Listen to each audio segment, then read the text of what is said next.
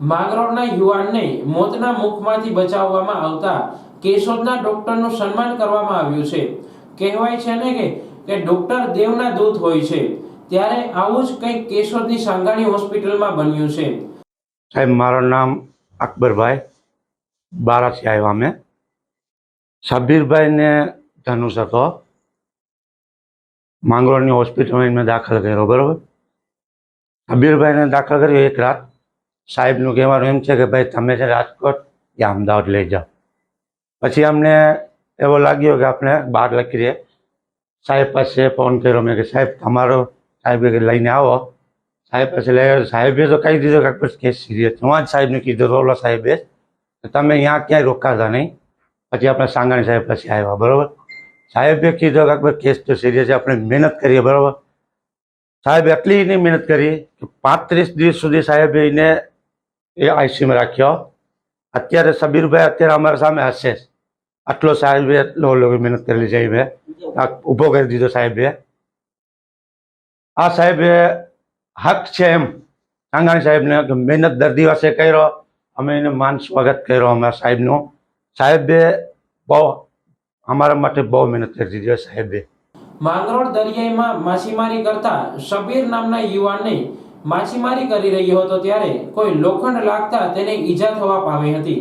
ત્યારબાદ શબીરે ઈજા નોર્મલ લેતા થોડા દિવસો બાદ શબીરની તબિયત લથડી હતી, પરંતુ ધનુર ઉપડતા તબિયત લથડતા માંગરોળની ખાનગી હોસ્પિટલમાં સારવાર માટે દાખલ કરવામાં આવતા વધુ સારવાર માટે જૂનાગઢ અથવા રાજકોટ લઈ જવા સૂચના આપવામાં આવી હતી। ત્યારે શબીરને કેશોદની સાંગાણી હોસ્પિટલમાં દાખલ કરાયો હતો। શબીરના પરિવારને ડોક્ટર દ્વારા બનતી કોશિશ કરવામાં આવશે તેવું જણાવવામાં આવ્યું હતું। ત્યારે 35 દિવસ બાદ આ શબીર મોતના મુખમાંથી હસતા મોઢે તેને ડિસ્ચાર્જ કરવામાં આવતા શબીરના પરિવારજનો દ્વારા ડોક્ટર તેમજ સાંગાણી હોસ્પિટલના સ્ટાફને સન્માનિત કરવામાં આવ્યા હતા અને ડોક્ટરનો આભાર વ્યક્ત કરવામાં આવ્યો હતો। હું doctor Rajesh Sangani, physician, Sangani hospitals limited, Keshod.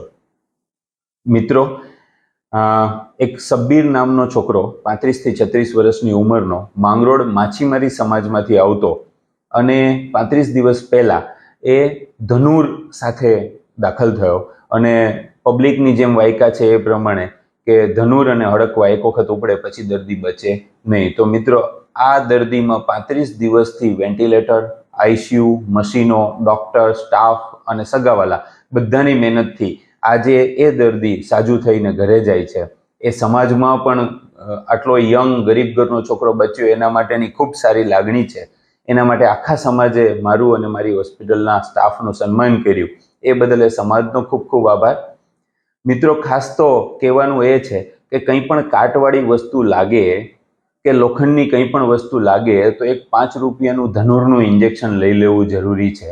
અને ધનુર એક વખત ઉપડ્યા પછી 99.99% પેશન્ટ બચવું અઘરું હોય છે। આવા ચમત્કારો કે આવી મહેનતથી બચનાર માણસો ખૂબ ઓછા હોય છે। તો ધનુરનું ઇન્જેક્શન લેવું પહેલી વસ્તુ, અને બીજું કે એવી વાયકા છે કે ધનુર ઉપડ્યા પછી બચે જ નહીં, તો એવું નથી। ખૂબ તનતોડ મહેનત કર્યા પછી, હા, હાર્ડવર્ક છે, નસીબ હોવા જોઈએ, જિંદગી હોવી જોઈએ તો 100% બચે। એટલે આ બે વસ્તુના કારણે આજે મારે મીડિયા સામે આવવું પડે છે। તો આવા દર્દી, આવા ગરીબ ઘરના દર્દી બચે, અમને ઉપરવાળો જસ આપે અને આવા સમાજની, બધા સમાજની લાગણી અમારી સાથે રહે, એ જ પ્રાર્થના। Thank you.